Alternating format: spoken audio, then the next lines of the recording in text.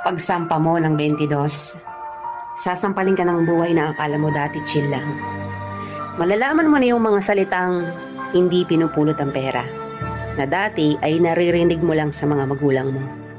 Magtatrabaho ka, magbabayad ng tubig at kuryente. Tapos trabaho, trabaho ulit, paulit-ulit. Mamimiss mo yung batang ikaw, musmos, walang alam sa mundo. May mga gabing bibilangin mo ang oras ng tulog mo kasi akala mo makakatulong ito. Gigising ka para kumayod, umanap ng pera. Perang akala mo sapat na. Pero dahil salat ka, wala kang magagawa kung hindi tanggapin ang katotohanang ganito ang buhay. Katotohanang dahil malaki ka na, malaki na rin ang bigat na papasanin mo. Dahil ngayong 22 ka na o 23 o 25 ka,